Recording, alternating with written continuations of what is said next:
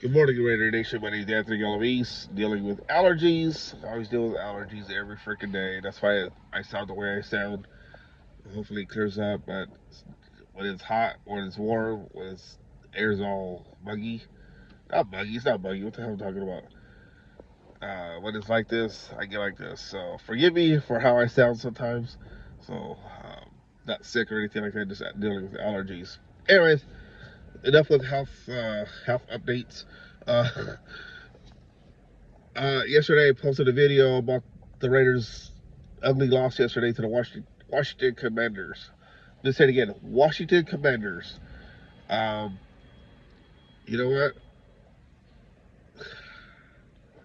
That was one ugly loss by the Raiders, and just try to wrap my head around it. Maybe that's why I have allergies because Raiders are giving me sickness or something. Um, what can be done for the Raiders to fix this? Well, you can start with the offensive line for one. uh, Bitching Dylan Parham, putting somebody else in, putting Jackson Power Johnson to center, moving, let's see here, Jordan Meredith to right guard or something. Whatever is going to work, because Pete Carroll talked about competition still goes on. That's one thing I cannot understand, from him when he says that. Is why are we looking at competition when it's September 20 month of me on September 22nd? Why? You should have this already situated, going into training camp and work with what you have instead of benching JPJ and put Meredith at center. It just doesn't make any sense. I don't know, because Brendan Carroll's telling he's down, like, this is the best situation for us. But I just think that Brendan Carroll, I just think that you need to have Joe Philbin, uh, just coach those offensive line, because what they think is working right now is not going to continue to work for the rest of the season. Because after next Sunday, the Raiders could be easily looking at 1-3 after the Chicago Bears come into town. Chicago Bears put up a number against Dallas Cowboys yesterday, and who's to say that's not going to happen against the Raiders? I'm just saying, guys. I mean, it's going to look ugly, because after that, you got to go to the red hot Colts, who's still undefeated at 3-0. They had Daniel Jones, who struggled throughout his whole NFL career when he was with the Giants. You know, Raiders need to fix this week in practice.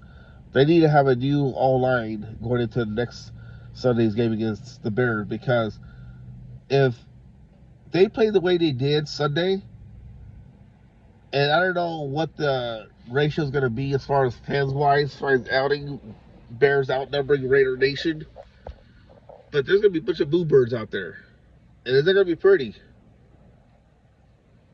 because you brought in Pete Carroll to change the tide for the Raiders. All these struggles by the Raiders ever since John Gruden resigned. Um, you brought in Josh McDaniels, that didn't work. Antonio Pierce, that didn't work. But you bring in Pete Carroll, hoping this is going to work, and so far they're what he talked about. He said that we're going to win as many games. They're going to go all in this year. Well, where is it? Meanwhile, you got the Broncos and Chargers battling it out yesterday, coming down to the final second on a field goal win. Then you got the Chiefs, beating the lowly Giants. Raiders looking at another last place finish in the AFC West. That's not acceptable by any means. I just don't get the Raiders.